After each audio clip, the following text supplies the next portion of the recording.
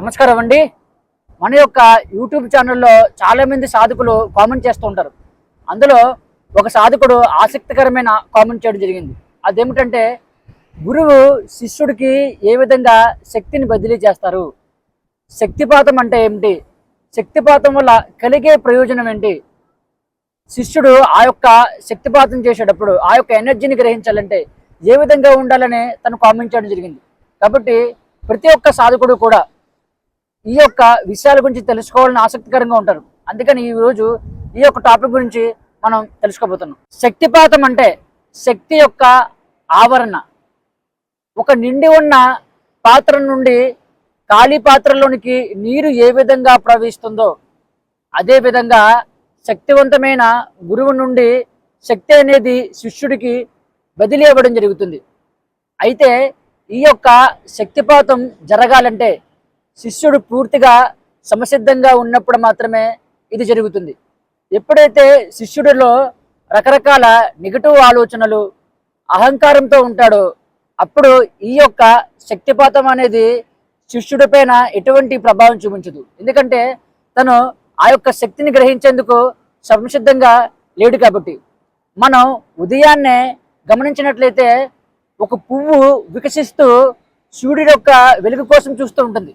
అదేవిధంగా శిష్యుడు తనలో ఉండే పూర్తి ఆలోచనలను, అహంకారాన్ని పక్కన పెట్టి గురువు యొక్క శక్తిని గ్రహించేందుకు సమసిద్ధంగా ఉన్నప్పుడు మాత్రమే ఈ యొక్క శక్తిపాతంలో శిష్యుడు అద్భుతమైన ఫలితాన్ని పొందడం జరుగుతుంది.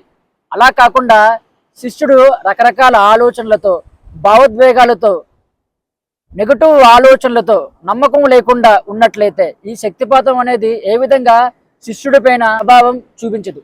అయితే గురువు ఈ యొక్క శక్తిపాతాన్ని ఎలా చేస్తాడంటే తన యొక్క చేతి స్పర్శ ద్వారా, చూపు ద్వారా, సంకల్ప శక్తి ద్వారా గురువు ఈ యొక్క శక్తిపాతాన్ని చేయడం జరుగుతుంది.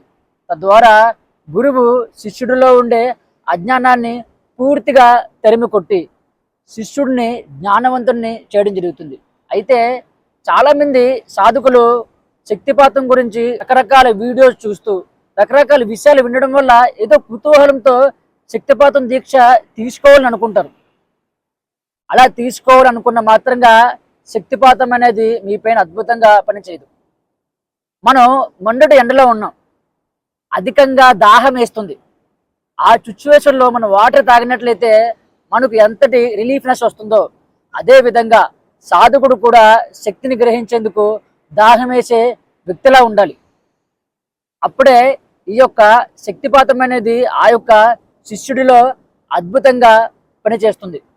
మనకు ఓషో గురువు గారు ఒక అద్భుతమైన మాట చెప్పడం జరిగింది.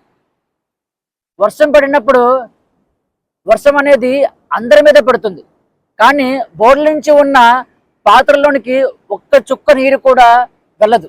అదేవిధంగా ఏ శిష్యుడైతే అహంకారంతో, ఆలోచనలతో, భావోద్వేగాలతో ఉంటాడో ఆ శిష్యుడిలోనికి శక్తిపాతం అనేది జరిగేందుకు అవకాశమే ఉండదు.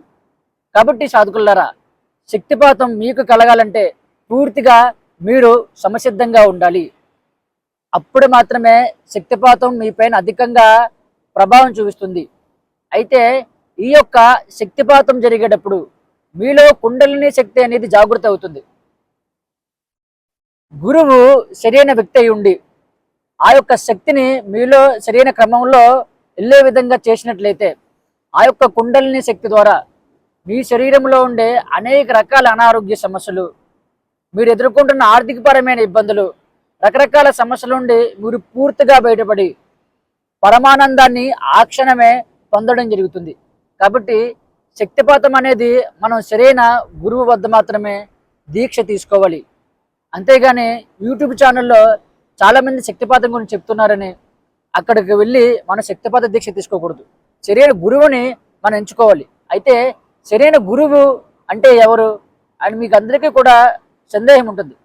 గమనించండి, ఎప్పుడైతే ఒక గురువు మాట్లాడేటప్పుడు ఆయన మాటల్లో సత్యం ఉంది, ఆయన మాట్లాడుతున్నప్పుడు నా శరీరంలో ఒక రకమైన వైబ్రేషన్ కలుగుతుంది, నాకు ఉండే రకరకాల డౌట్స్ పూర్తిగా బయటికి పోయి నేను సత్యాన్ని తెలుసుకున్నాను, వాస్తవంగా నా జీవితంలో ఉన్నది ఉన్నట్టుగా చూడగలుగుతున్నాను అనే స్థితి మీలో ఎప్పుడైతే ఒక గురువు యొక్క మాటల ద్వారా ఏర్పడుతుందో ఆయనే సరైన గురువు.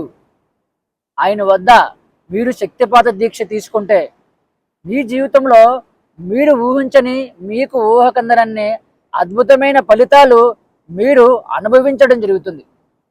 కాబట్టి సాధకులారా, మీకేమైనా డౌట్స్ ఉన్నా, కొత్త కొత్త సాధనల గురించి తెలుసుకోవాలనుకున్నా సరే కింద ఉన్న కామెంట్ బాక్స్లో తెలియజేయండి. వీడియో నచ్చినట్లయితే లైక్ చేయండి, ఛానల్ని సబ్స్క్రైబ్ చేయండి. Thank you.